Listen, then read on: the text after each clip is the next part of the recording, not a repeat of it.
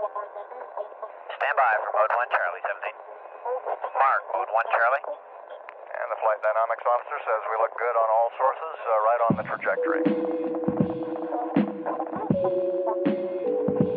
Crew will experience maximum G-forces of about 4 Gs at shutdown. Coming up on first stage shutdown. I think we saw them all from here. Roger, Jack. The thrust is going, all 5 up there. Running good. Roger, 17, you're go.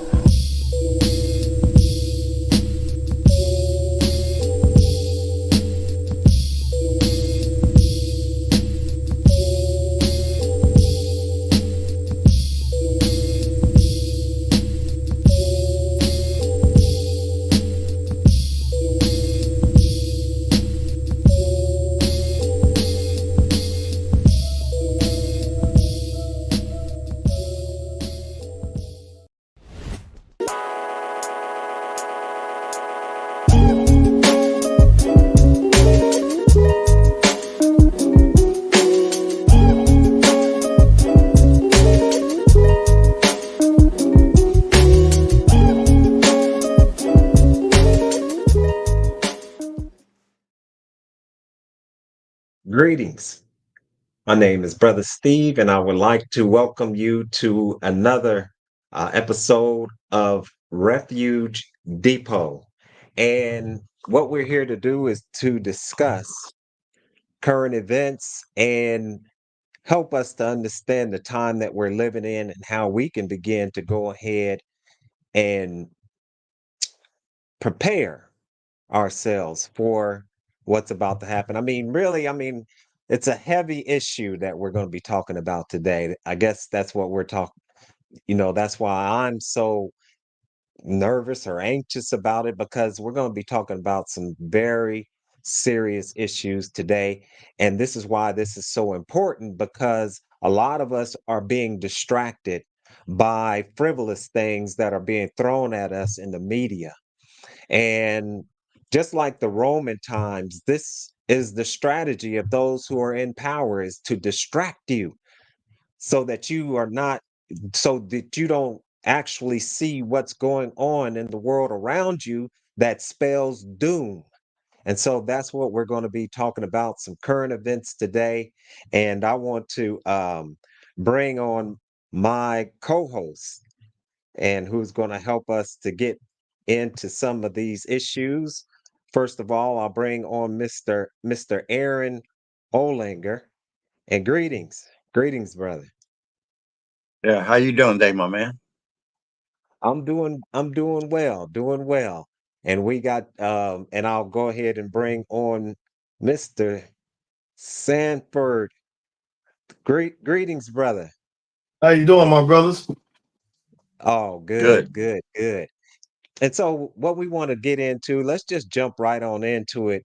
We'll start off a little on the softer side, and if you will, because really every topic that we're going to be talking about today is really on the serious side. And we just got to let our people know that it's time to it's time to think seriously about uh survival and disaster preparedness. And so I want to start off with the solar flare. Many of us may not know that a solar flare has hit, and I'm going to put this graph up. And while put that up, I'm going to talk about this solar flare and some facts about it. So on October the 3rd, 2024, the sun unleashed an exceptional power, an X9.05 solar flare, making it the strongest solar eruption in over 7 years. This massive solar flare originated from the sunspot group AR 3842, which had already made headlines earlier in the week. It's classified as an X-class X-class flare, the most powerful category of solar flares. The solar flare triggered shortwave radio blackouts over Africa and Europe, the sunlit portion of the Earth at the time of the eruption. Radiation from the solar flare ionized Earth's upper atmosphere, leading to a significant short-wave radio blackout over Africa and parts of South Atlantic. A coronal mass ejection, what's known as a CME, is associated with this flare. And the incoming CME may trigger geomagnetic storms, which could affect power grids, satellite operations, and navigation systems. There's an increased likelihood of enhanced aurora display, potentially visible for lower latitudes than usual. And it says that the flare is part of an exceptional active period of the sun, which has already produced 41 X-class solar flares in 2024. Man, it's I mean, I said that we wanted to start it off light, but what do you all have to say as far as, solar flares and their potential impact on life as we know it? Who do you want to start with Brother Aaron, first? yeah, Brother Okay. Aaron, you go Uh, right ahead. well, from what I understand, the solar flares going on that you're talking about, and then a second one occurred yesterday that's on its way here of significant magnitude too. If either one of them was to create what they call a Carrington event, uh, it would put everybody in the dark. I mean, it would Mm, burn out all kinds of computer chips. It would just fry everything with a high electromagnetic pulse. So, and truthfully, with what's all going in the world right now and all these wars and rumors of wars and people flirting with the idea of limited nuclear exchange, that might be a hidden blessing if everybody just got put into the dark for right now. That probably would slow all that down. And right, I'd hate to say that, but I mean, a lot of people would be blindsided. They would not be prepared for this or to be able to survive through it. But it could end up being a blessing in disguise in the long run. But yeah, I anytime you definitely look up in understand the what you're saying. sky, if you can see an aurora borealis going on, you can see that they call the summer night lights or whatever, northern lights. Right, You can see that in the sky. Our atmosphere is under attack. That's no matter how pretty it is, it's scary when you understand the significance of it. So right, right. what you're looking at is actually a dangerous situation. And if our atmosphere can't stop it, you're talking radiation or different things that could come through to the earth. And yeah, Hmm. that's just a bad sign when you can see those northern lights over the United Right. States. But I'm gonna And stop there for that's right I mean, so to help those who are watching to understand, when you say a blessing in disguise, what we're literally talking about is the power grid going down.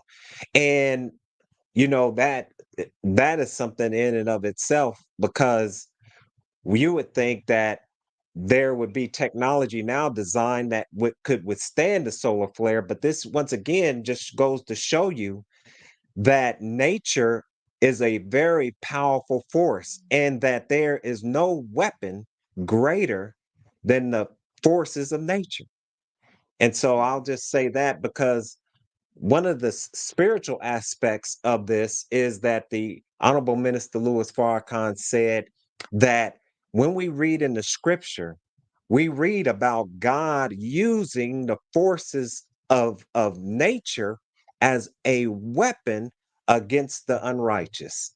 And he did it in Sodom and Gomorrah. He did it in Egypt with Pharaoh, and so on and so forth. So that is something I wanted to just throw out there for people to think about, because could it be that America, is in that same on that same path as those uh countries that were destroyed in the past? So Brother Sanford, if you want to go ahead and talk a little bit about that as well. Well, I know that I'm just go off what you just said. I don't think it's just America. I think it's the world. I believe that the good Lord, whomever you serve, Allah, whoever, I believe that the higher being, the good Lord, is tired of us. So when you have things like you talk about, and all this is just an explosion off the sun. That's what it is. And I know during that you have radiation, but what they say is that the radiation is not enough to affect human beings. Now I don't believe that, but that's what they say. I know it can mess with a lot of other things we got here. Your GPS in your car can get jacked up. It can jack up. Yeah. See, something as simple as that we've become to rely on. Satellites. Satellite information can be completely destroyed. And when we talk about satellites, as we lead into the other thing that deals with Iran and Israel, a lot of things that are going through the air to destroy another country are controlled by satellites. Right. And good point. Yeah, right. And see, nobody's talking about that. So what I know about humanity is this: it's easy to say something was a mistake. I think it's all part of a bigger plan. I think the higher being, God, has a plan for us. And they talk about global warming that we can get into, but it's gonna be fire. The sun is hot. So That's right. where it's coming from, baby. So nothing should be a shock. It's not a mystery. But I think we'll start. I think here, what you'll start seeing, like I said, you might find out some things like with the satellite interference, GPS systems might get a little out of whack. It'll definitely affect transformers, even not being directly involved because of the radiation and the energy that's used off of that. So this is just another thing that, and I wouldn't be shocked if you start seeing your cell phones act up. Right. And this goes a little bit into really the infrastructure, the infrastructure of the United States, especially when it comes down to the power grid, because in all essence, the power grid, the way that it's structured, is so antiquated that literally now we're having, because of the extreme weather, like some cities experience like rolling blackouts and things like that. So this is just another thing to really touch on, and that is the greed that is going on with all of this storms and chaos going on in the world. Now we also have to look at a government now that is just, doesn't have the interest of the people at all, because you have what is, you might as well call them, they were called tent cities, they could be called tent towns or tent, I don't know, states almost. The homelessness that's going on in America is out of control, but that we weren't going to talk about that aspect. We're going to stick to what our topic is. And so yeah, go right ahead. Okay, I thought that somebody wanted to say something. So let's go ahead and get into another serious topic, and that is the port strike. And Mr. Aaron, I want to allow you to lead that off, if you would. Okay. Port strike was the East Coast. You're talking over 14 ports. It was the ILA that was going to go out on strike. And basically, they were going to be able to shut down over 51% of the goods shipped across the United States. Now, what they were asking for was a 77% wage increase over the next 6 years, to be taken over 6 years. Their contract is 6 years at a time. They wanted limits on the use of AI on the job, which would be automated machinery like cranes, gates, container moving trucks, things of that nature that would knock regular people out of jobs. They wanted some sort of job stability, which that stability is very limited because you're only talking 6 years at a time. And they wanted to earn enough money to be able to pay for education for their children in the current Mm. state of this inflation that we're living in right now. Now, the USMX, which was the company that they was negotiating against, they're the owners. They've been accused of profit over people. Right. So they're actually wanting to bring in the AI, and I mean, the amount of profit they made last year was up in the millions or billions, from what I understand. And if they brought AI in, it would increase it even more. It was a insurmountable number, from what I understood. The Right. original contract that was last signed was signed in 2018. Again, it's only for 6 years. It ended in 2024. Now, what I noticed when I kind of did a deep dive on this Hmm. was from January to July, they had over 7 million containers that came through Mm. the East Coast ports. And that's a Right. very high amount. And in fact, the month of July was record breaking. There was a Mm. abnormally large amount of containers that came through. And from July up till now, there was a above average amount, which to me, being ex-union guy, I realize that you got those that can see opportunity here and will take the chance of building inventory, sitting on it until the prices rise, and then putting that Hmm. inventory out there, create the Mm. shortage, and then have the solution and profit take. I mean, on my job, if they knew we were going to go out on strike, they would work us on Saturday and Sunday, pay us the double time on Sunday to build a strike bank up of parts. Hmm. And then if we decide to go on strike, they could wait us out. They could starve us out and still have parts before Hmm. while we were running out of money being out there in the street, because we wouldn't be drawing a paycheck.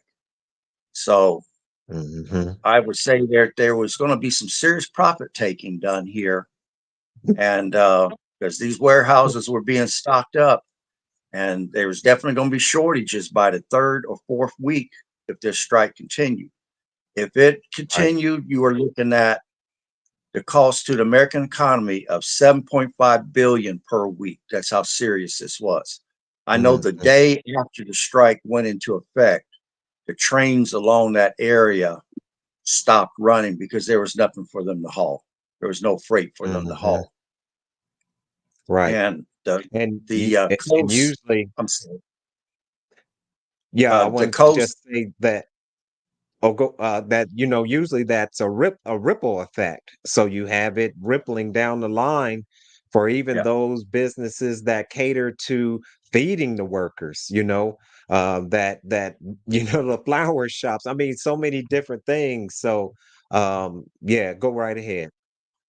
yeah, the amount of freight coming through to the coast was broke down in this manner. Now, keep in mind, the Panama Canal was down for a period of time because there wasn't enough water to run it.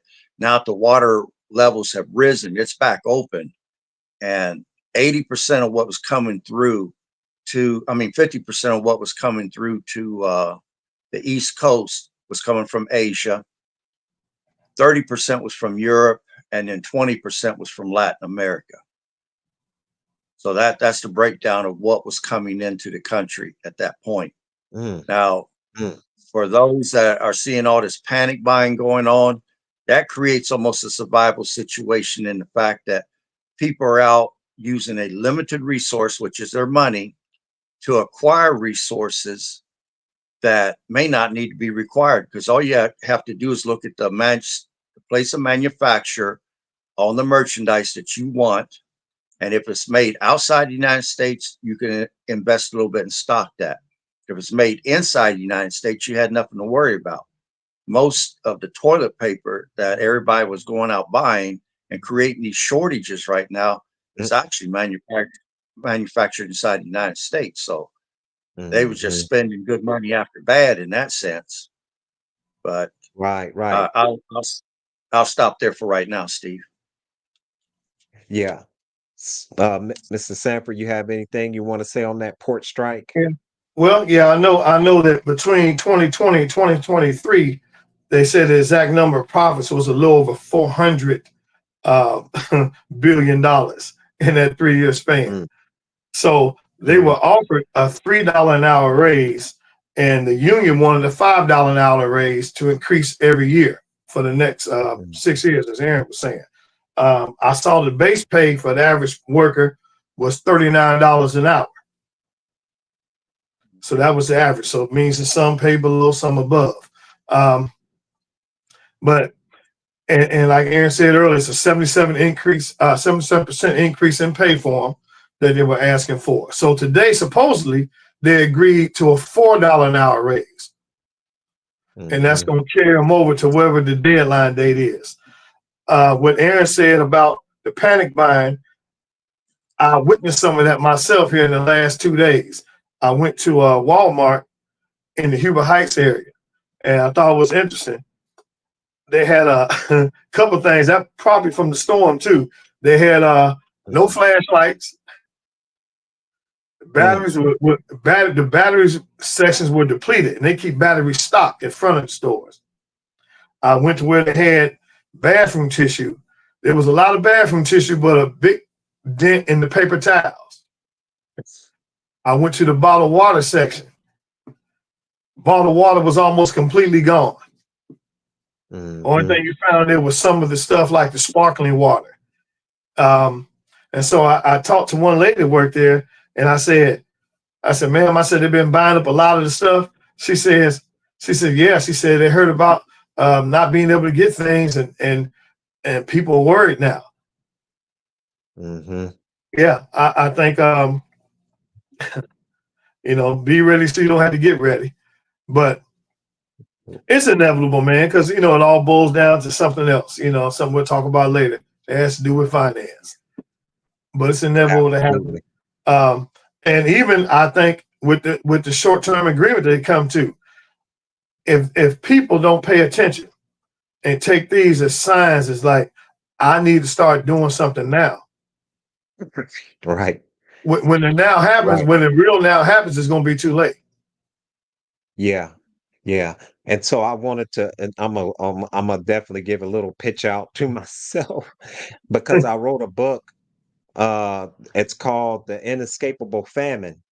And what we're talking about when we see all of these things going on at the same time, we see war, we see drought, we see flooding, we see the possibility of civil unrest. All of these things will contribute to what you could classify as famine. And I'm just saying the famine as that it will be hard to access food in so many different ways. So first of all, when you look at the extreme weather, that's not really being told how it's affecting the production of food.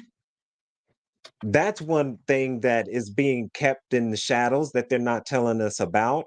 Another thing about the supply chain, if the supply chain is disrupted because of the port strike or because of going to war, then the supply chain will be disrupted. That will cause food to inflate.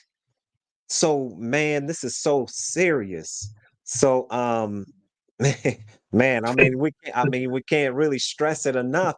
And I think that one of the things that I had spoken to you both about was how, when we look at things in the world, everything is connected. So many people, they're just so disassociated with the fact that what I think somebody said, what happens to me affects you over here. Something, I think it was Martin Luther King, and I can't remember the exact quote, but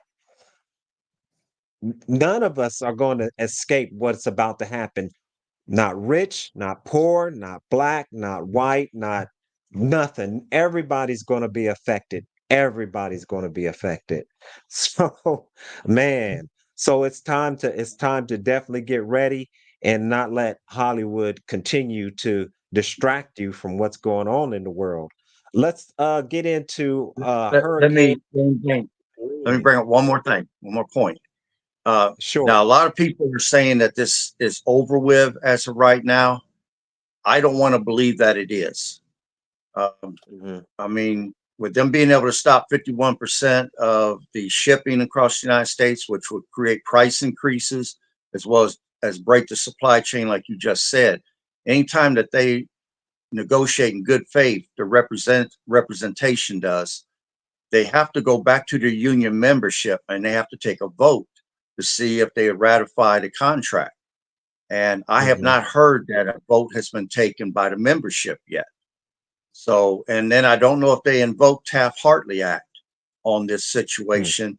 It's the reason why they're waiting until January 15th to know if this is going to be decided, because that would force the workers to go back to work for maybe 2 or 3 months. And then at the end of that time period, well, while that time period's going on, it gives them management and the union a chance to negotiate.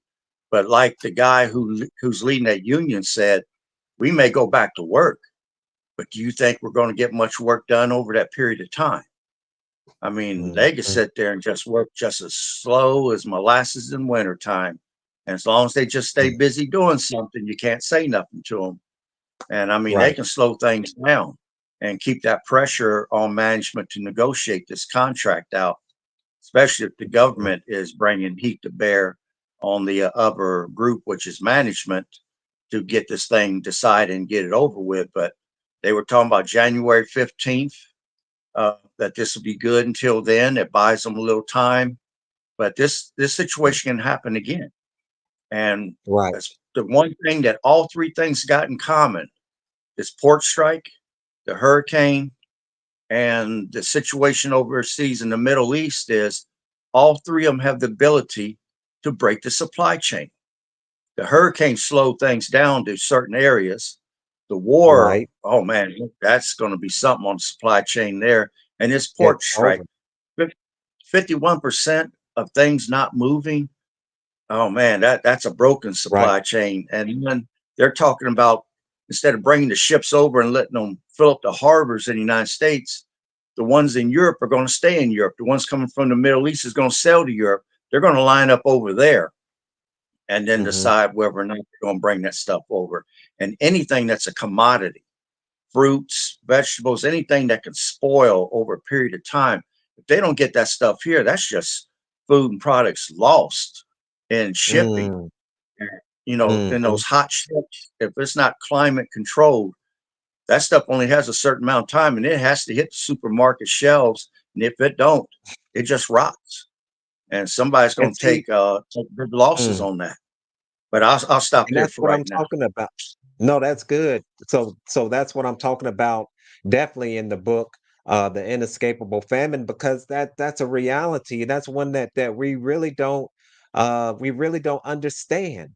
Because as a people, we have become so domesticated, we really don't really understand the whole process of of where food comes from, how it even gets to our kitchen table. But if there is some type of supply chain disruption like that, where the supply chain is broken down, and and like you said, a lot of those containers, how many containers they say, I forget. I had it in They, front of they, me. 100,000. Listen to this. Nearly 100,000 containers were left waiting to be unloaded at the port in New York City area. So, like you said, that price of that loss of food is passed on to the consumer. It's going to be passed on to us if this type of thing continues to happen. And we're already being gouged by what they call shrinkflation, they, where they're giving you a product, the product costs the same, but what you're getting in the box or in the container is it's smaller or it's half or it's less than what you would normally get. So now not only do you have food inflation, but you have shrinkflation on top of it. And what is it all boiled down to? greed. That's what it all boils down to. That's why they're striking, because there's people who are at the top who are making hand over fist, and they don't want to share the wealth.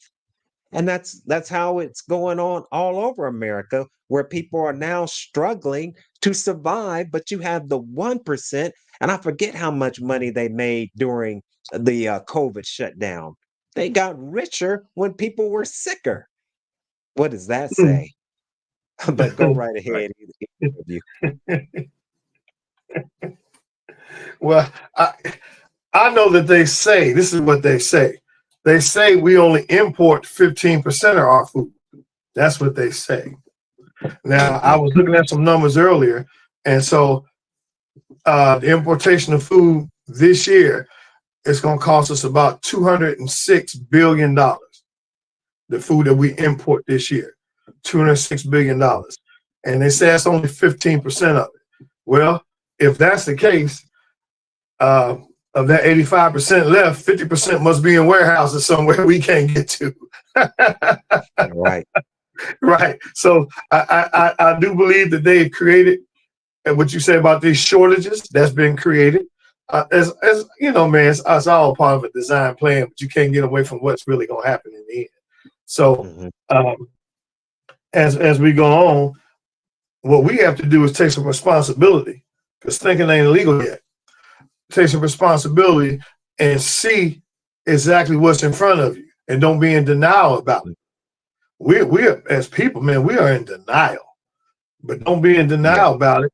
And Aaron says something I agree with all the time. You are responsible for your well-being. You are responsible for your safety. You are responsible for your family. You are responsible for all these things. So at some point, the light has to come on in a different kind of way to make you understand that you are responsible. And until we Mhm. get to that point, and you know, the one thing I don't want to do is get caught up in speeches and stuff, because see, like I said, now the time is now. So Right. you know, the only thing we can responsibly do is inform people of what's happening, because some people they may be uneducated, they may not know just Right. how bad Right. it Right. is. Mhm. So I'll chalk that up. I'll give part of that to people in general, but Mhm. you have to pay attention to what's right in front of you. If you think somebody or some entity or something is going to come save you here on this planet, that's not going to happen. Mhm. It's not going to happen. And if you Right. think that your fellow brethren right next to you is going to be able to give up what they have to make you survive, that's probably not going to happen. I don't see it happening. Right. So Not without some bartership, not it, without some type of right, reciprocation. right. But if you're not even prepared to do that, if we don't teach people, or people don't take the responsibility to put themselves in a place to understand that I have to have something that's of some value Yeah. when things go awry, they go astray. I mean, you're in the dark, and so you can put yourself Mm. in the dark. You can live like the light is on, but it's going out. You can live like the light is on, but it's going out. So I'm here to tell everybody right now, you are responsible for you. The information Yeah. we give you in a platform like this is to help make your life better, to help give you some ideas to improve your opportunity to prepare for what's already here that just hasn't hit you upside the head yet. I'm gonna Mhm. leave that right Oh, there, but it's gentlemen. coming. Oh, but it's coming. And thank you, brother. And so I wanted to stop right here and just give a pitch out for the program. So if you're watching, this is Refuge Depot on our YouTube channel. We would love for you to follow and subscribe. We're going to be giving out so much vital information. And really, the information that we're going to be giving out is much more important than what you are going to be seeing on the mainstream media, because I'm telling you right now that the design of the mainstream media is to keep the veil over your eyes. Okay. So, yeah. So, subscribe and follow. Also, go to other platforms and just type in Refuge Depot. Check out our website at refugedepot.com, where you can find articles. And also, we have a survival list, and we want people to begin to prepare now for a harsh winter. Prepare now. Please prepare now for a harsh winter, because if the wildfires are extreme, and if the hurricanes are extreme, what do you think the winters will be? So prepare now for winter. So I just wanted to go ahead and go into that. Um, did we want to go into some facts about Hurricane Helene? I Yeah, can I wouldn't go even over. cover a little bit. I could All cover a right. little bit of them. Okay. Okay. All right. Go Um, ahead, and I'll go ahead and just back you up with some of what I got. okay.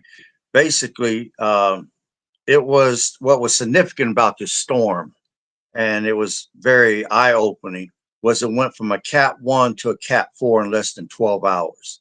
Now, could you Right. say that that's part of climate change? Because we have seen in the last 10 years, storms have increased in intensity and they've also increased in frequency. So, Hmm. seeing that it went to a Cat 4 in less than 12 hours, that was very significant.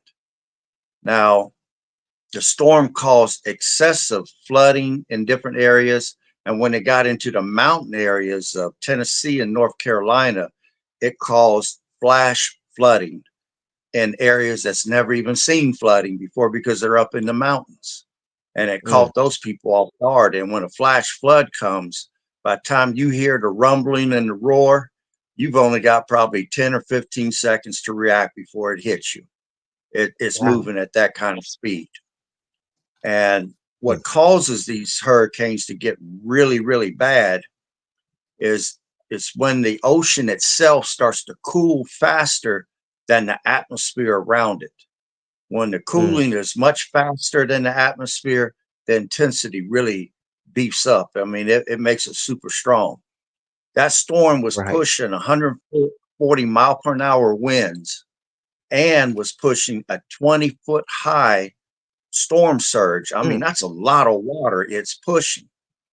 Now, what makes me right. mad is that the meteorologists grossly underestimated the power of that storm after it hit the U.S. land and started moving up through the United States.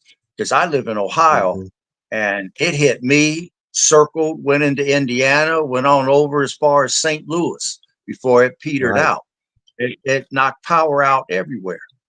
And Mm, it caused flooding in certain areas not far from me, to where they declared a disaster zone, which was hmm. Butler County. Uh, I don't see how they could have underestimated like they did. You had Hurricane Mm, Hugo, you had Hurricane Ike. I think Ike was back around 2012, and it had 70-mile-an-hour sustained winds. I mean, it started blowing and wouldn't stop, and it took down mhm. power and stuff. When you see something like that, Oh, hold on. scenario, you're making predictions. And that's the Hmm. thing that angered me, was as it was moving up through the United States and started getting close to Atlanta and different places, was almost a Cat 2. And they didn't estimate it to be that. They was talking tropical storm. That thing was blasting areas. And when it got to Tennessee and North Carolina, it done serious damage before it left Right. there and started hooking back to the left. And what disturbed me was that I saw the North Carolina National Guard was called forward to go to the Middle East. And those Mm, people have spotty cell service at best. And that's the areas that's got cell service. People that have to call for help can't get it. mm, And most of the National Guard that was there, that would be there to help them, they're gone. So you're going to have to right. bring in people from out of state. And that takes time bringing in folks from out of state. And then they got search areas that don't even have cell phone service. So unless they've Mhm. got ham radios, they can't. The rescuers can't even call for backup, basically. So that disturbed me. And then when I saw that recently FEMA announced that everyone in that hurricane could get $750 in help, but you're giving Unbelievable. Wow. migrant Unbelievable. $4,000, $8,000. I mean, Unbelievable. that angered me too, because I'm like, these are Unbelievable. taxpayers that are paying taxes that makes it possible for you to give away that kind of money. And when they need Right. help, $750. So I'm gonna say to people, Um, when something goes down like that, you better ask yourself a question.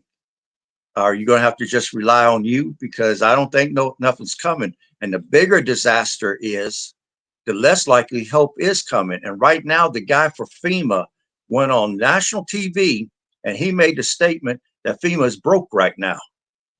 So basically, you are on your own. I don't care what.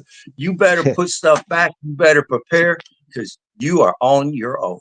And I'm gonna stop right. there, Steve. And Oh, think let me about the mention absurd. one other thing. Yeah. Let me mention Go one ahead. other thing. Okay. And I don't know if people know this or not. In a Cat 4 or Cat 5, they recommend people evacuate their homes. In the event you decide to stay and ride that storm out, you're to take a permanent marker. This is what the authorities tell you, and write on your body your name and your birthday. Because after you've been floating in the water for a while, your body's going to bloat and you're going to be hard to identify. But by writing your name and your birthday somewhere on your body and permanent marker, it makes it easy for them to identify you. Now, that alone should scare a person to want to go take a vacation and go somewhere else while that storm comes through. But people try to ride it out. And I'll stop That's now, it. Steve.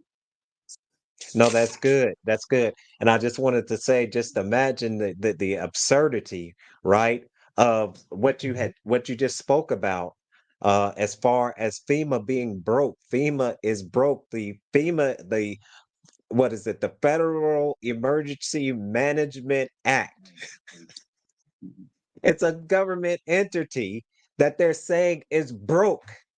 That government entity that serves you and I as taxpayers when a disaster strikes. Think about this, that the Federal Emergency Management Act is broke. However, they're giving billions here to Ukraine, billions here to Israel, as we're hearing the immigrants, and I have no issue with the immigrants. The immigrants are really here because of American foreign policy. And we'll have to get into that another show. But they're getting thousands, and the people who need help, the American people who need help, who are being devastated by these as I said before, these wraths of God, we can call it natural disasters. That's fine too. But they're not getting any type of help. Mrs. Sanford, did you want to say anything? And I just wanted Yeah. to, after you get that, I want to give a few more facts about this hurricane that would just leave you speechless. And it's go right ahead. Well, a couple of things. I was going to take a trip last weekend to Nashville, Tennessee, and the night before I was leaving, I was informed by the hotel that they had 4 foot of water, and they had a dam that had broken in the area, and so they were going to refund my money completely, and they were advising anybody not to travel that way. We all know it's devastating and it's horrible, but what I don't hear people talking about, there's another hurricane on the rise called Hurricane Kurt that's supposed to hit Florida Sunday. That's already a Category 4, and I've heard very few people talk about it. Right. So it's supposed to hit this Sunday sometime. It's already a Category 4. It was a 3 a few hours ago, so it's been upgraded. So, man, the lack of education that we have, even how to respond to this, and really, I mean, there's no response because once Mother Nature takes its toll on you, I don't care what you plan. certain things you can't do anything. You can't do anything about 15 foot of water, 20 foot of water. You can't do anything about that. I was reading something earlier, and so what they've sent to people now is for them to have 14 days of food prepared. That's what they tell them. Have a supply of 14 days of food, because they believe that's the average time it would take for them to get settled away where they can possibly get some regular help on a regular basis. So I read that today.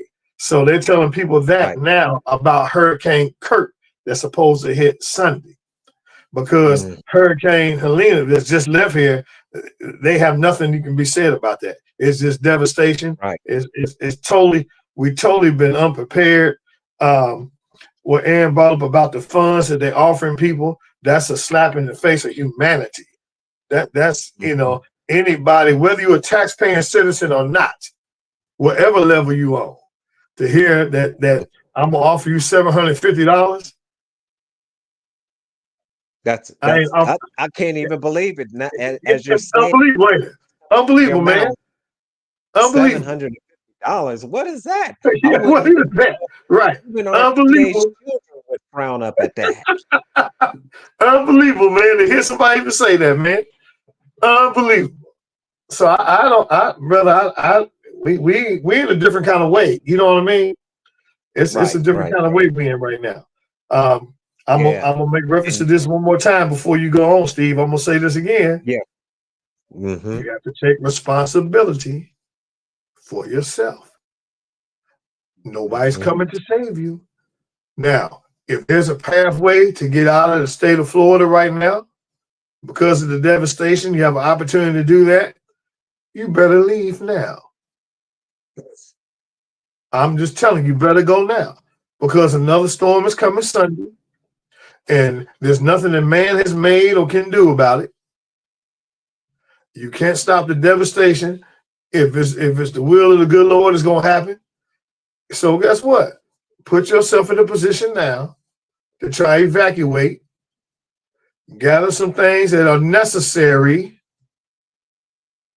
for your mental stability, your physical stability, your nutritional value, the camaraderie amongst whomever you're traveling with. Find family or friends somewhere else. I mean, make plans, and because it's only a couple of days away. I'll leave it right there. I'll let you go ahead, Brother Steve. Oh, that's good. I wanted to let people know that you can go on to our Patreon site, and you can basically just type in refugedepot.com, and it will take you to our Patreon site where you can sign up and follow us there for free, or you can also follow us at a tiered level. And certain perks come with those tiers, right? But this is one of the things that we want to put together is a to-go bag workshop. And so go there, sign up. When we get the particulars together that we're going to do this to-go bag workshop, you will be notified of it. And then you can go ahead and, because what Brother Sanford is saying is that either we're going to have to shelter in place, but we may have to pick up and go. We may have to evacuate. I mean, because some things are just that extreme. Out there in California, they gotta evacuate. Why? Because a fire is coming. So that's going to be an important thing. But just a few more things, and we'll move on to our last one, which of course is the mother of them all, really, Israel and what's going on over there.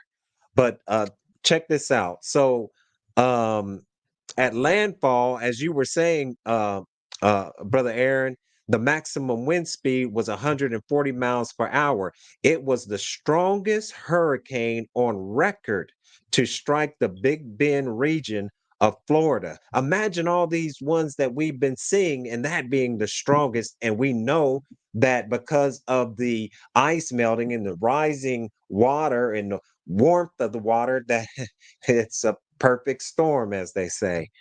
So it says the storm caused catastrophic rainfall, triggered flooding, particularly in the West, North Carolina, Eastern Tennessee, and Southwest Virginia, and it spawned numerous tornadoes.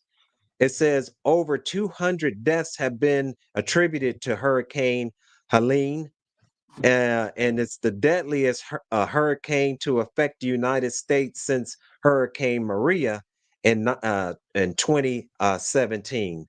And man, I mean, I could find, but the cost of this hurricane is astronomical. Is astronomical. And so that's why when it's perplexing to my head to say that FEMA is broke, how can that be? How can that be? And each storm is going to get stronger. The wildfires are and FEMA's broke. Any one of you want to say any more before we go ahead and move on to the Israel piece? I just want to say one thing. I like to know the definition of broke. Okay, we can go ahead. All right, right, right. Uh, hey, yeah, I mean, I like to know the definition of broke. you know, I'll go. It's yeah. So Yeah, anyway, yeah. but you know what? One of the things, and I don't know, this is jumping back just a little bit, but one of the things that is also a big issue that you touched on in the earlier report, Brother Aaron was talking about the AI replacing jobs. And that's a very serious thing for all of us to think about because, well, this may be another program, but there is a depopulation agenda that I think that many of us should be aware of. And when we talk about a depopulation agenda, and you think that I'm just talking off out the side of my neck, the sperm count in males has dropped astronomically. This not by accident. There's chemicals in our food and in our water, but that's for another program. Let's go ahead and go. And that's why I say everything is connected because it really is. So, who would like to start off and give us a bit of understanding of what's going on in the Middle East with Israel and Iran and Hezbollah and so forth and so on? Well, I'll start off, but I'm going to start off based on current events. I'm going to start where Iran recently fired missiles at Israel. I'm going to start from that point and move forward. In my personal opinion, they wanted to do maximum damage. And the reason why I'm saying that is they used their Kinzhal missiles, which is the new hypersonic missiles that they got from Russia recently. And they did it after dark when most people were in bed and was asleep. And they gave no advance warning. Israel and the United States, due to their pleasantries, will call you and tell you when they're getting ready to do something so you can move your population out the way. And the human shields can try to move out the way so they don't die and you have collateral damage. But there was no advance warning given.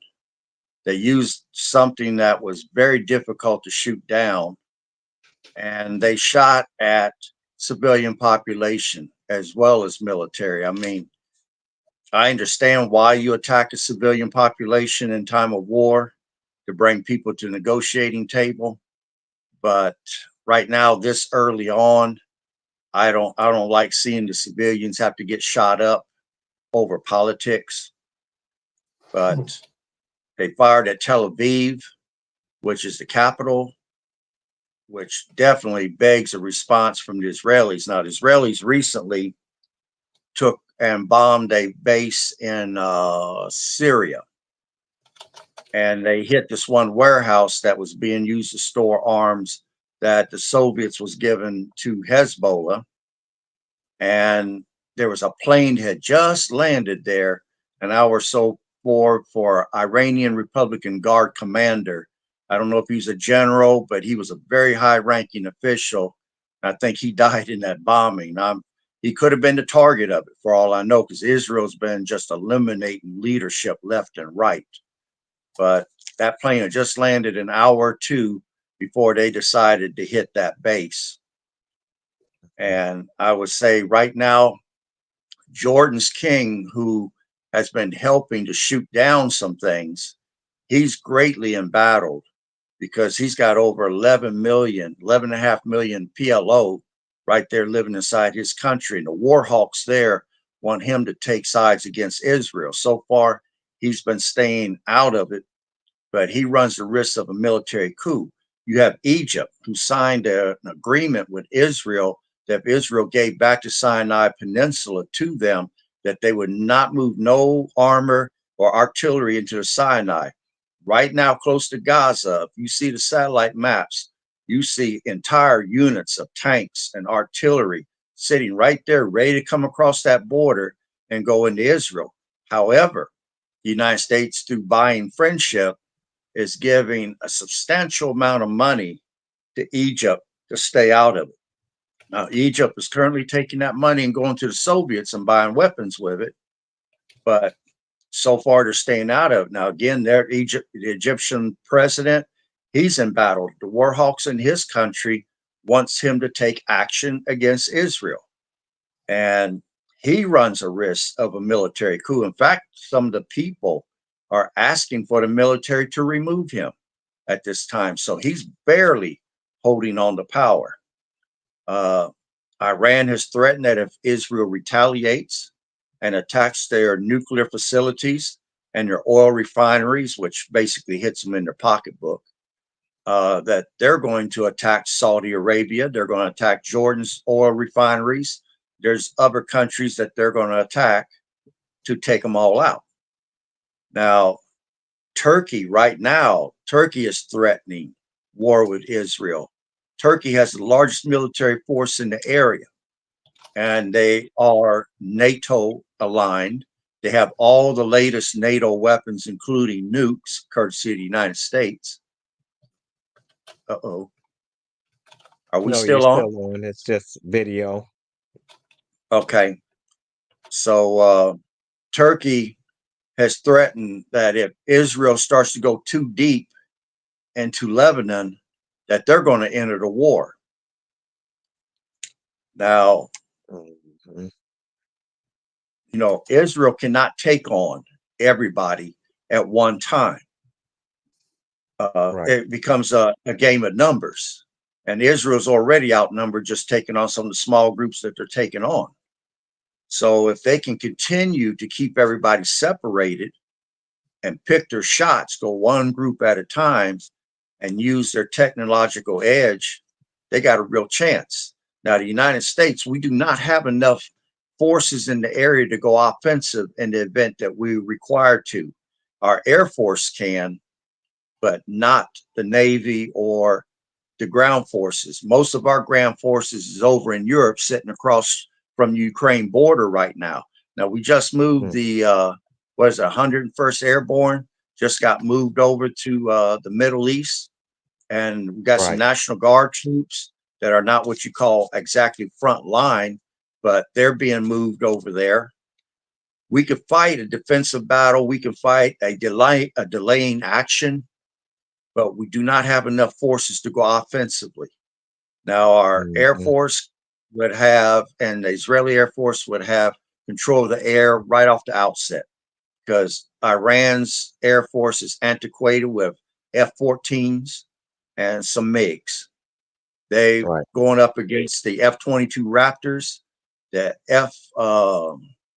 what do you call it, F-35 Lightnings, which is both stealth, and then we got the Strike Eagles that Mhm. would blow them clear out of the sky because they got over the horizon ability to shoot and not even have to see you, and they can engage you.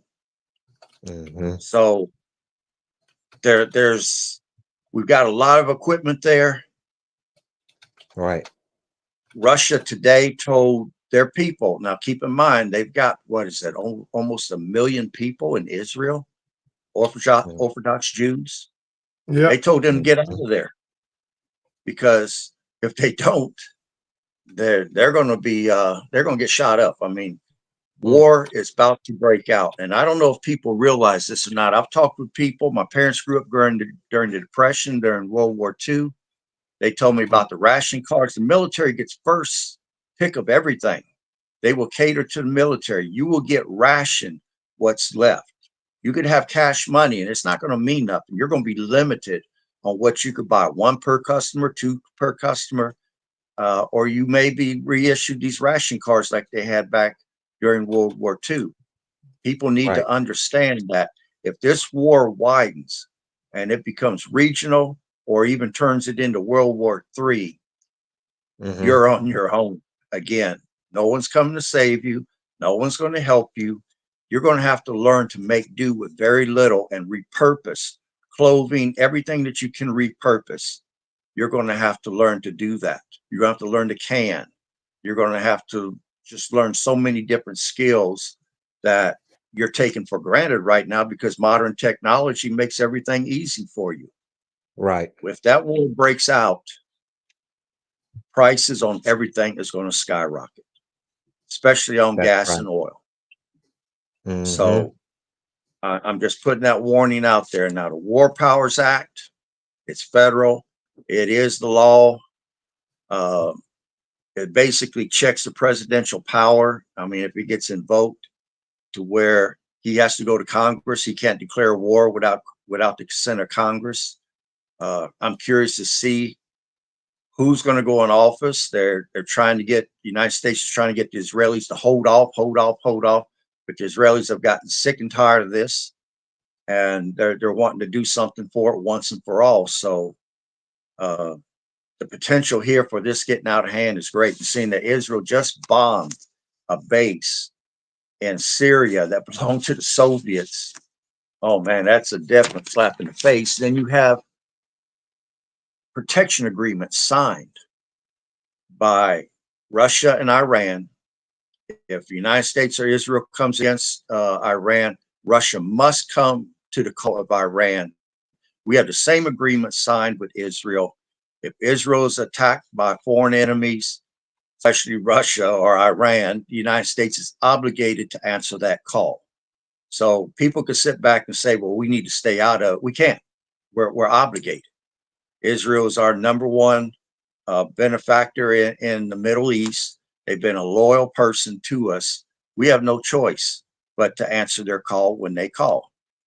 And right now, if we can stay in a position where we stay defensive, where we're just a supplier, then there won't be no boots on the ground per se in combat. But if this war widens, Iran attacks Jordan refineries, refineries in Saudi Arabia. You're going to bring other nations into the war. Russia will have to enter the war, which brings China, the Koreans, and I can't think of who the other one is, but uh, different people are going to enter on different sides. And I mean, it could be biblical what we're seeing happening right now. So Absolutely. it's really, really bad. Do not underestimate this for 1 minute. If you want to have something, you better stockpile it now in your home because when this stuff breaks out, it's gonna definitely kill the supply chain of stuff coming from that area of the world coming this way. Keep in mind that Iran has been one of the biggest carriers right now. They've been spending some money buying weapons. They done built 5-lane highways underground where most of their forces will be underground. Israel would have to be willing to fight a subterranean battles underground. Man, I wouldn't send nobody into them tunnels because they're waiting on you. I would nerve gas the hell out of them and just take the condensation from the rest of the world. I wouldn't waste my people's lives going in them tunnels after somebody's waiting on me to come. But I can keep going, man. But I don't want to hog up the show, so I'm gonna stop for right now and let you guys talk. All right. Miss Brother Sanford, what's Well, your input? well, I know Aaron said it. He said it. He put it all in a big nutshell. The one thing I want to throw out is this. I was looking, so I think we've given like $65 billion to Ukraine. Okay. I was looking earlier. and they said it would take $20 billion to eradicate homelessness in the United States. Mm. You think about that. We've given away in a year or so, $64 billion. And the Housing and Urban Development says it would cost $20 billion to get rid of homelessness in our country. I don't think I have to say much more about that. Man, When it comes to we the people, we better wake up. I'm telling you. We in denial, and we the people, we better wake up. Right. Mm-hmm. I mean, Here, I'll put this on screen. Go ahead, Brother Sam. the evil mind and the evil spirit that's creating, causing war is going to be what they are because it's man. Oh. But the bottom line is, you have a voice here that you can utilize. You know, anytime you want to hurt anybody, you hit them financially. Right. If you want to make a change with prices somewhere, quit buying something and see what happens. Mm-hmm. You want to make a change with anything, because the moral thing is gone. It's not about that. Mm-hmm. So I think we better get conscious, and we better wake up. If people talking about they woke, no, you're not woke. You better wake up. Come on. Right. Did you hear what I said? $20 billion to eradicate homelessness. We sent $64 billion to another country for a war that everybody planned anyway. Right. You know, and man, I can talk about how much Israel can do and how much Iran can do. Everybody knows that. Aaron really put it all in a nutshell for real. Yeah, he did. I'm saying, what you gonna do here? Because you're gonna feel the effects. You're gonna feel the effects here. That's what the are problem. you prepared? That's the problem right there. That's right. So you know, with that, with what's going on over there in Israel and Iran, once again, don't believe that what you see going on over there has no effect on you. Right. Because it does. They're just not telling you how it's going to affect you, but but if this thing breaks out, let me read this really from the scripture, because you know I got to come from a scriptural or biblical point of view, right? And so in the book of, what is it? I think it's, let me see here. I'm not sure what book it's in, but it reads this. It says that when you see Jerusalem being surrounded by armies, you will know that its desolation is near. Know that the end has come, right? And so what we're looking at, and I think that you said it, is that we are in biblical times, and we're looking at biblical storms. We're looking at a government that is biblically corrupt. Anytime you point out a fact like that, and the Bible says that you have not done it unto the least of these, that means that the poor in this country have no voice. The poor have no voice. And Brother Aaron, if you mix that in with what Brother Aaron was saying, possibly because the poor, the masses of the people are not even needed anymore. So they got artificial intelligence and robotics that are replacing people, replacing jobs. And you got people who are building tents and living in them in America. You tell me, like you said, brother, what more do you need to know? What more do you need to know? So, you know, the thing about Israel as well, you know, billions of dollars going to Israel, 3 billion, upwards to 11 billion a year, while the American people cry out because they were stabbed in the back and betrayed by these agreements like NAFTA. Ross Perot said, well, I think he said he heard a huge sucking sound. All your jobs going on overseas. And then the unions being crippled so that they can't fight against big corporate America. Now you can't unionize, and unity is power. So now they're going to tell you can't unionize. So now the unions are starting to come back and grow stronger. And now there's a real problem because those who are at the top have been sitting on their fat behinds, making hand over fist, making more money that they could spend in a lifetime, while the masses of the people are working 1, 2, 3 jobs. So some might say that slavery ended with chattel slavery. It just morphed. It just morphed into wage slaves now. So you can buy, it used to be a time, and I'll stop with this, but it used to be a time where the slave master was responsible for feeding the slaves and clothing the slaves. But he crafted a better system to now the slaves have to feed and clothe themselves.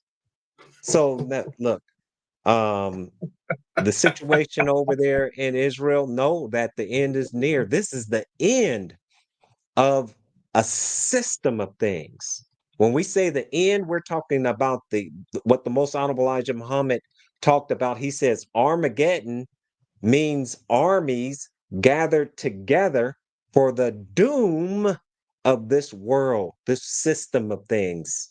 So this is a very troubling time. And yeah, we need to prepare.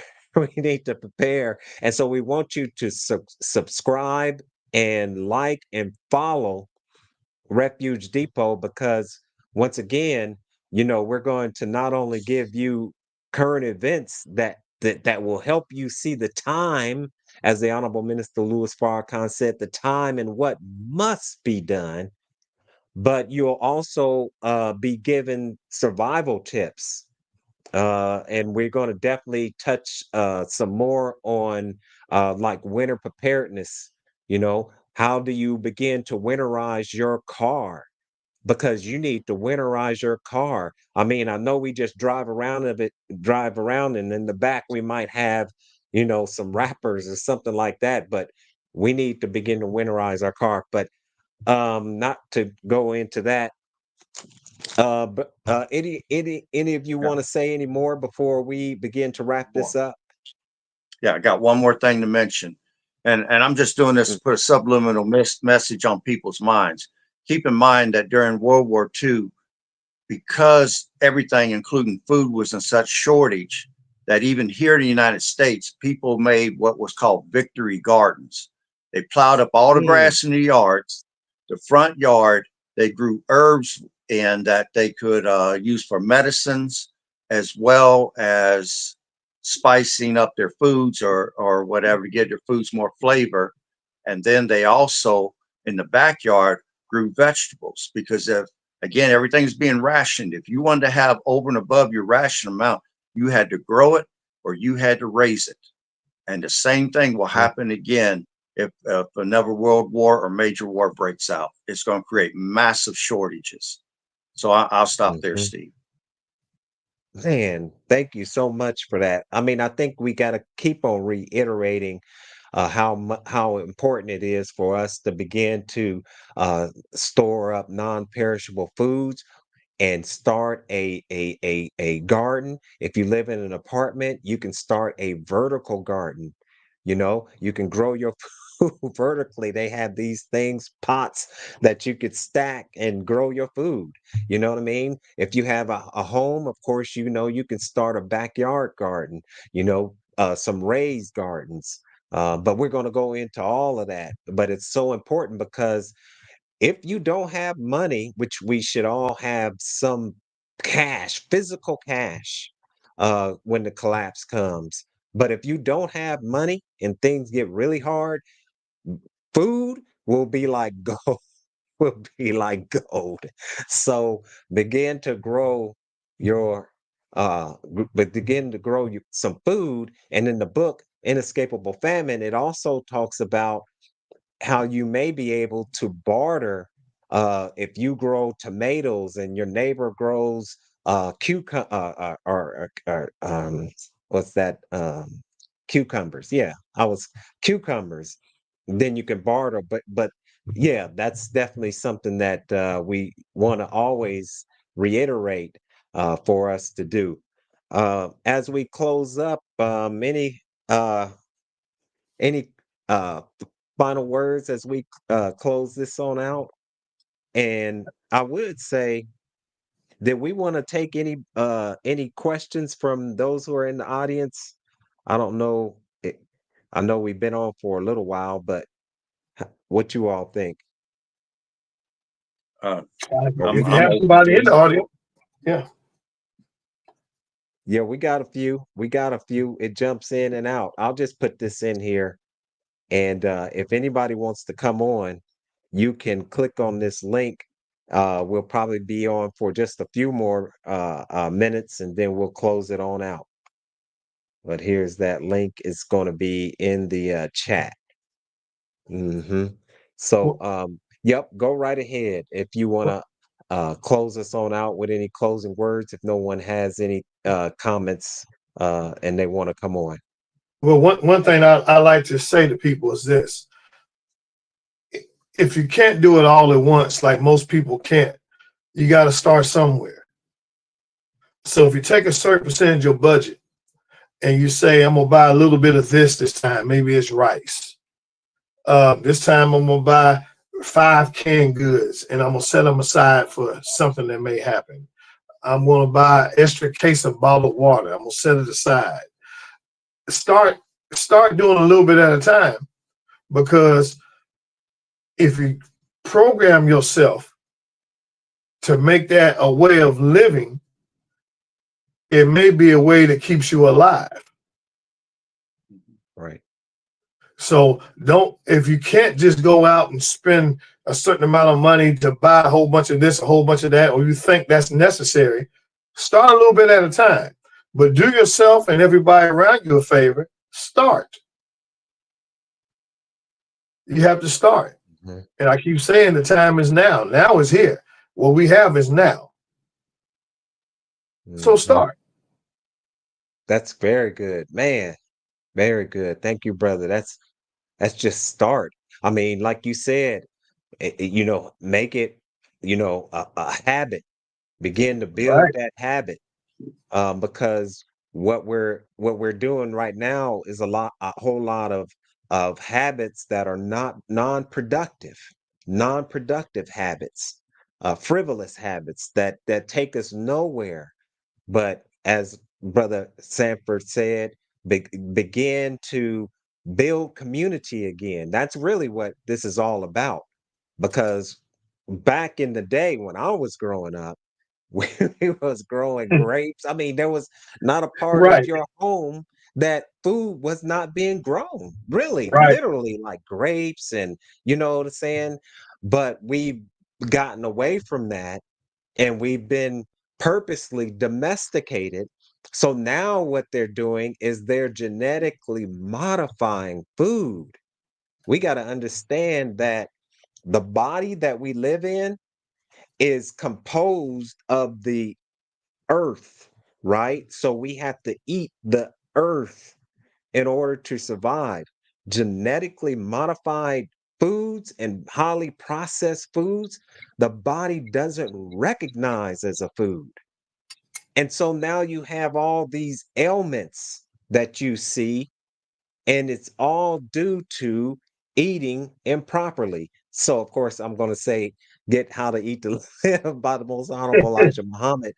But in all truth and actuality, we're what we're eating really couldn't be classified as food, no more than the what's a mRNA was a vaccine. It was genetically engineered uh shot. So with that, yeah, so I agree with you, Mr. Aaron. What would you say as far as um preparedness in this time? What comes to your Right mind as now, what we should do first, or anything? Let us in there and let us hear. okay. For me, I'm a budget prepper, so I want to address those that have a limited amount of money. They're not sitting on big bankrolls. I Mhm. plan 6 month goals is what I do. And I'm investing with from 50 to $100 a month into preps, and anything from water, food first, meds third, and then I go down the list from there. But I just start stacking stuff up on wire racks, storage racks in my house. And at the end of 6 months, you just look back and look at how much you've acquired over that 6 month period. And then you set another 6 month goal. Again, invest the same minimal amount of money and you'd be surprised. And for those who say, well, I can't even come up with $50, I mean, it could be one less beer, one less pack of cigarettes. Just Mhm. if you start cutting corners, I mean, spend a little less on the lottery. Go to some of the food pantries that give away free food because that helps you stock up. Any dollars you can save cuts the odds in your favor. There's an old saying that we prepare well today so that we can have a better tomorrow. And I'll stop Right. there. That's good. That's good. So, I think just to not to rehash what you all have said, but maybe offer just a little bit more onto what you all are saying, which is excellent, is that, one of the things that we should begin to do is that if we're not in shape, we should begin to get ourselves into shape. That's one of the things that we definitely need to do is we need to be at the best health that we possibly can. And so just exercise at least for 30 minutes a day, or, yeah, just if you can, just break a sweat throughout the day. But that's definitely something that we want to look at. We definitely want to look at possibly signing up and taking some self-defense classes. I mean, if we could just, if you can just learn some basic principles of how to uh, uh, um, protect yourself, not only protect yourself, but also maybe look at your home and ask experts how you can protect your home. And we're going to talk about that. So you can follow us at patreon.com/refuge depot. And we'll let you know when we do a program like that. Another thing that we should look at is taking some first aid classes. You know what I mean? A cut could turn into a serious Mm. issue, especially if it gets infected. You know what I'm saying? So, we should look at learning, just basic first aid, CPR and things like that. But definitely with cuts and things like that, how to treat them, how to wrap them, how to perform, different first aid techniques. And then last but not least, maybe we should maybe we should learn how to do a little bit of hunting. Learn how to go out and catch some fish. You might find it relaxing. But also, maybe you may live in an area near a forest and nobody else is trying to trap them rabbits. So you get out there and you trap the rabbits and you can have something, you can have you some meat at night. But that's extreme, maybe. So you're looking at what is that movie called that series called Living Dead. That may be a Walking little Dead. extreme, but it can be a reality. And one of the things that I wanted to note that once upon a time they were telling you to stock up for at least 3 days, but in the beginning of this report, I believe one of you said that they were telling the people to stock up for 14 days, right? 14 days. Yeah, 14 days. They said Right. So, you should have a stock of food food and water for 14 days because they mm, thought that was the average mm, time that they can offer some real assistance to everybody. right, right, right. And so, I would go to the extreme to say, if all possible, and they would be really, you would really have to be disciplined, but at least, if you can do 3 months, because if a war breaks out, I can't even see, you know what I mean? It's going to be a while, before something like that is over. And brothers and sisters, it is so much a possibility that we are literally looking at what is called, in political terms, World War III, and in spiritual and scriptural terms, the War of Armageddon. What some would say is the war to to end all wars. And why do they say that it's the war to end all wars? Because there will be nothing but sticks and rocks to fight each other with after this war, if there's anyone still alive on the earth. So, with that, we can go ahead and close on out if you all feel good. And there's nothing else that you want to comment towards that. We can close on out. I do want to say one thing. In case we Oh, have this Hurricane Kirk that comes up here and it affects us like it did, with some power outages and stuff. The one thing yeah. I want to make mind to people, I've talked to several people, and I heard a young lady say that she was prescribed some medication, but she didn't want to take the medication, so she didn't get the prescription. I told her, I said, you know what, get the prescription anyway, Mm, because if something happens where you or a family member needs something that can help an infection or something, you can stockpile that, and it's legal for you to do because they made it available for you to do. So mm, I want people to take advantage of all those little things like that that's before them. If if you can get 3 refills of a particular medication, and it may not serve you right then, but may serve you later or somebody else, do that. Because if something happens where you can't get it when you need it, I mean, take advantage of what's before you. And I thought about that during this last little power outage here. hmm hmm Yeah. I mean, that's a very good point right there.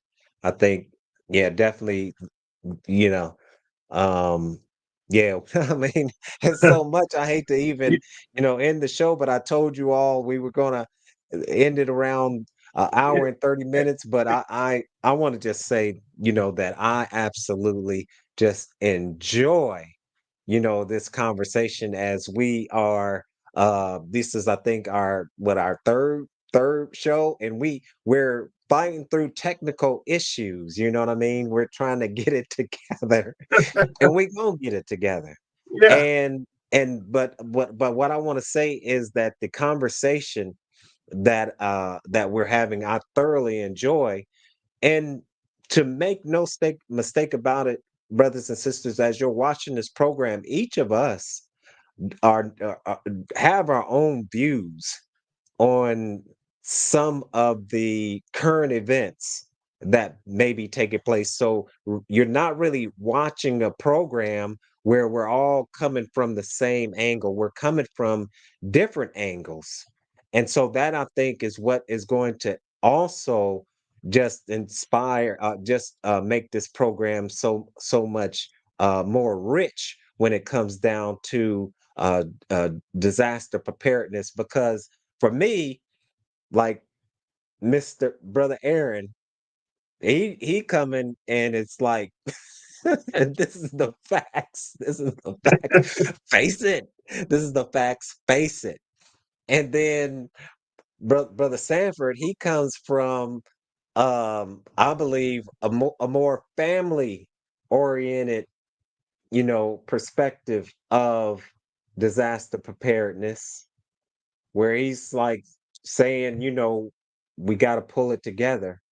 And then myself, I'm going to come from what you might call a spiritual perspective. Where is this written in the scripture and all that? You know what I mean? Because I think all of these are important and will help us to see, as I said, the time and what must be done. So, with that, may God continue to bless you and your family. Continue to pay attention to the news. Don't look away. Pay attention to the news because it's telling you that it's forecasting for you. If you're wise, you can see the climate that the country is in, and it's a very, very, very dangerous time. It's it's called a tinderbox climate. So with that, we'll go ahead and close on out. And if you fellas, I'm gonna close it on out with just a ad. And if you all can just hold on, and we'll touch base right after this goes off. Let me see, where is it? Um, Here, I'll close it out with I'll close it out with Minister Farrakhan talking about watch the weather.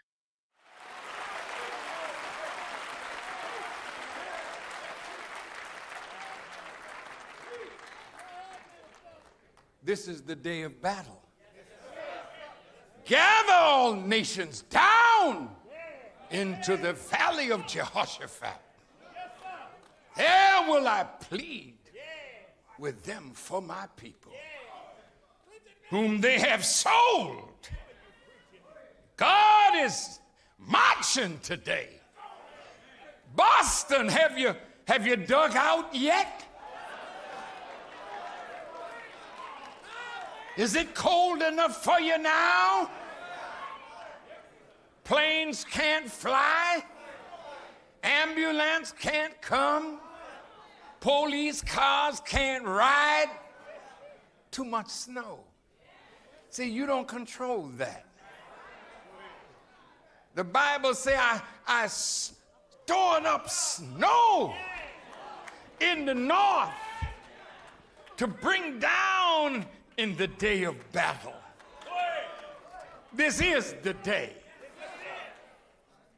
It's going to get rough and rougher.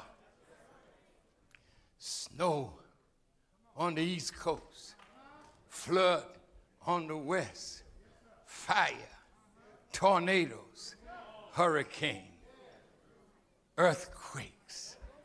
You ain't seen nothing yet. Nothing.